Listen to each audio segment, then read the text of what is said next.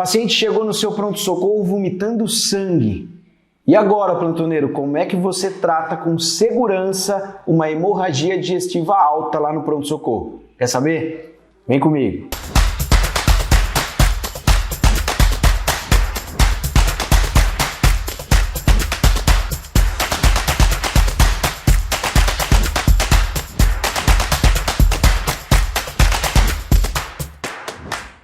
Plantoneiros, bem-vindos a mais um vídeo. O assunto de hoje é hemorragia digestiva alta, a famosa HDA, lá no pronto-socorro.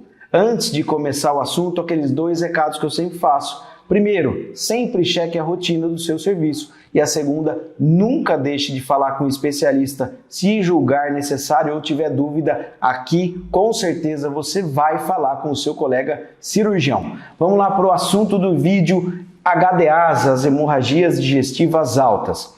Antes de começar a aula, o assunto em si, eu quero destacar dois pontos. O primeiro, a minha intenção aqui, nós vamos ver que a endoscopia vai ser o tratamento, o diagnóstico e o tratamento, na maioria dos casos.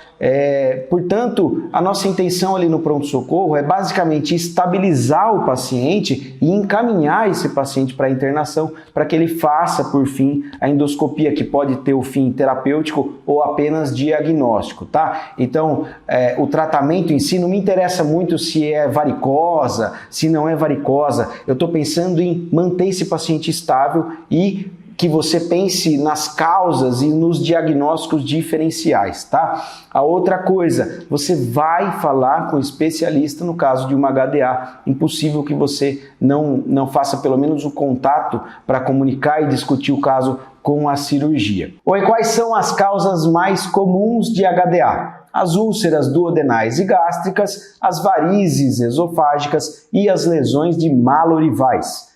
Quais outras que você tem que pensar, que são menos comuns? Erosões gástricas, câncer gástrico-esofágico, esofagite, varizes gástricas, lesão de Dieu-Lafont, telangiectasias, ectasia vascular gástrica ou aquele famoso estômago em melancia, e outras raras como doença de Crohn e retocolites também podem causar HDAs e ainda fístulas aortoentéricas não são muito comuns, são raras de chegar, mas é importante que entrem no seu arsenal ali, na sua caixinha de diagnósticos diferenciais. E qual é a foto do paciente da HDA? Paciente com quadro de hematêmese, hematoquesia ou melena, mas cuidado, nem sempre isso é regra. Isso nós vamos conferir na aula quais são os detalhes.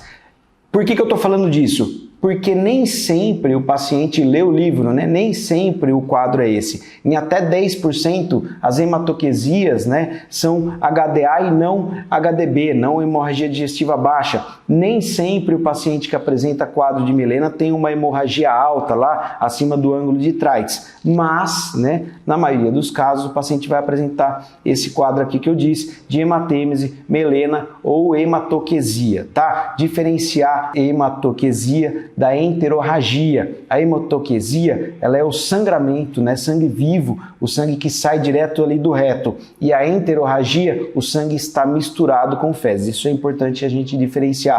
E lembrar que melena não é sinônimo de HDA, apesar de ser uma forte sugestão de HDA.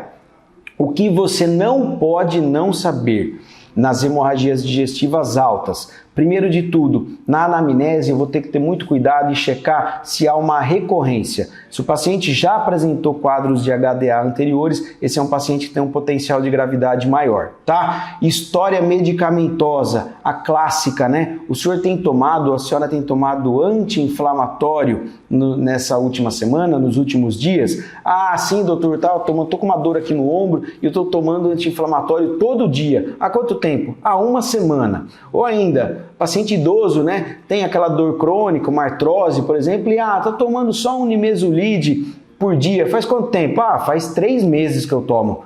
Esse é um quadro importante, essa história é importante. Outra coisa que é importante, uso abusivo de álcool. Estou pensando na lesão de malorivais, aquele paciente que vomita e faz a lesão de malorivais, ou ainda uma úlcera por conta do uso de álcool, Histórias de dispepsia, o paciente já tem gastrite, já tem esofagite, e trata essa esofagite, mas ela piorou nos últimos meses. E história de doença ulcerosa péptica, óbvio, eu estou pensando na principal causa de hemorragia de HDA, né, de hemorragia digestiva alta. Sinais de alarme, perda ponderal. Esse é um paciente que eu vou tomar ainda mais cuidado, porque se ele tem perda ponderal e apresentou sangramento, é um paciente que vai chamar atenção, né, vai ser encaminhado para uma endoscopia, né, que eu comentei lá no começo do vídeo, mas é um sinal de alarme importante. Uso de anti-inflamatórios eu já disse e, obviamente, de anticoagulantes, também faz parte da minha história, da anamnese. E, por fim, comorbidades, porque eu estou pensando em complicação, no caso de uma insuficiência renal ou ainda numa causa do sangramento. Por exemplo, o paciente tem doença hepática, esquistossomose, hepatopata, né? Esses têm varizes esofágicas, são histórias, são dados importantes na história, na anamnese do seu paciente.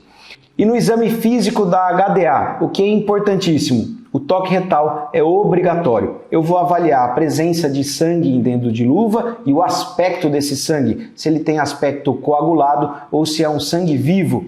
Além de tudo, eu vou pesquisar a presença ou não de tumorações, tá? Então o toque retal é fundamental, ele é obrigatório no seu exame físico. E o aspecto do aspirado da sonda nasogástrica, lá no lavado, nós vamos discutir aqui, nem sempre essa sondagem é indicada, mas você pode avaliar, se sondou o paciente, avaliar o aspecto, ver se tem aspecto de sangue, tá? O que você não pode não saber? Primeiro, o toque retal é obrigatório e a anamnese é fundamental nas HDAs.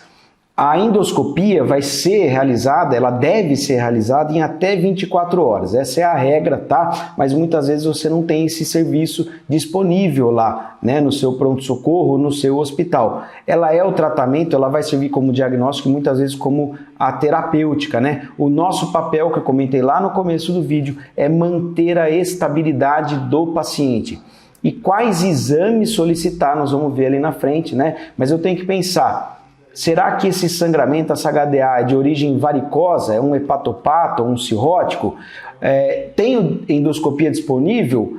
Se eu não tiver, o que eu posso fazer, né, para esse paciente? Então, vamos supor, né, num cenário pior aí possível, eu não tenho endoscopia disponível, mas o meu paciente está instável, tá? Eu posso considerar o uso da terlipressina, né, de preferência. Eu vou utilizar um bolus de 2 a 4 mg e manter essa dose de 4 em 4 horas, ou ainda posso utilizar a somatostatina, uma dose de 50 microgramas em bolos e mantendo 50 microgramas endovenoso de hora em hora, né, endovenoso 50 microgramas por hora, perdão, em BIC, tá? E fazer a profilaxia de PBE, caso eu esteja pensando numa origem varicosa. A profilaxia com o norfloxacino, que é o clássico, né, de 400 de 12 em 12 por 7 dias, ou ainda o cipro ou o ceftraxone endovenosos.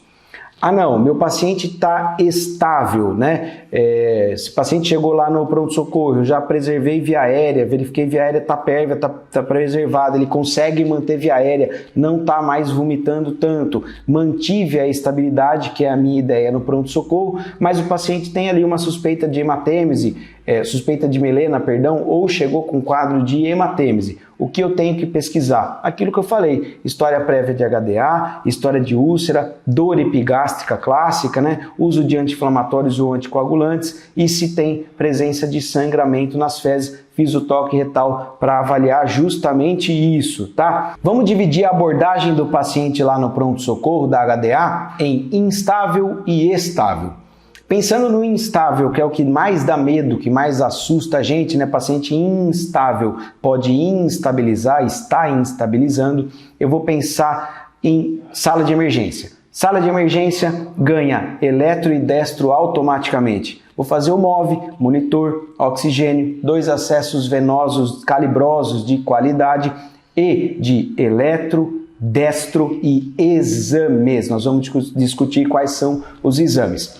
Paciente da HDA, eu preciso checar se esse paciente consegue manter via aérea pérvia. Se ele está vomitando muito sangue, eu considero, né, a possibilidade de precisar entubar esse paciente para manter a via aérea, para preservar a via aérea dele. Óbvio, eu estou falando de instabilidade, o paciente está chocado, eu vou fazer reposição volêmica de 1 a 2 litros a princípio, com soro fisiológico ou Ringer lactato, beleza?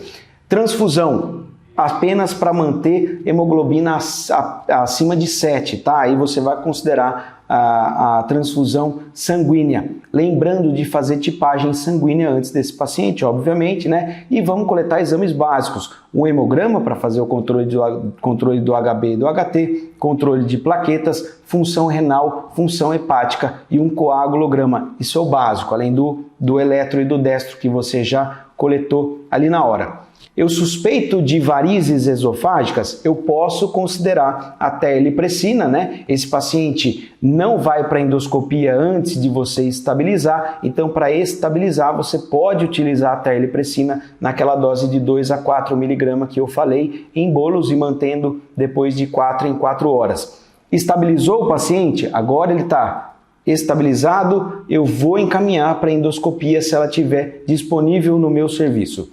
André, o paciente está instável, eu já fiz terlipressina, eu não tenho a endoscopia que pode me auxiliar depois ali no diagnóstico e na terapêutica desse paciente. O paciente está chocado, está degringolando, o que eu posso utilizar? O balão de Sangstein-Blakemore, o famoso, né? Aquele balãozinho famoso, mas eu tenho que tomar muito cuidado porque 50% dos pacientes apresentam recorrência e você pode complicar, esses pacientes podem complicar com ulceração ou perfuração esofágica. Portanto, a passagem do balão, ela deve ser realizada via de regra por um colega, né, pelo médico que é experiente na passagem desse balão. Aqui nós estamos falando, né, do cenário de guerra ali, do paciente que degringolou e você não conseguiu estabilizar. A passagem do balão pode ser uma opção, né, porque ele aplica uma ação direta ali naquela variz que está sangrante, mas lembrando que 50% dos pacientes vão apresentar recorrência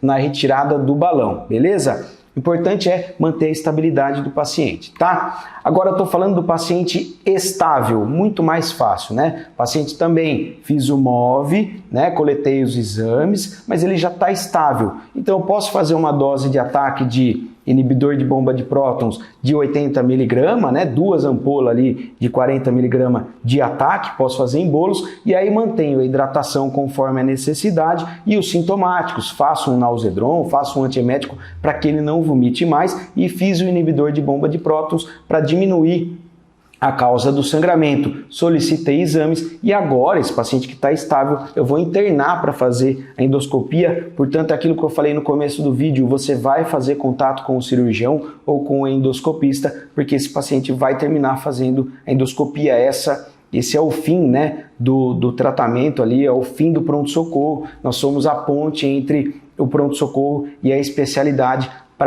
tanto para fazer o diagnóstico em alguns casos ou para fazer a terapêutica do paciente da HDA, beleza? Bom, galera, é isso. Espero que vocês tenham gostado do assunto. Lá no Instagram eu vou deixar a tabela com as medicações e doses que a gente costuma utilizar nas HDAs. Valeu, moçada, um abraço.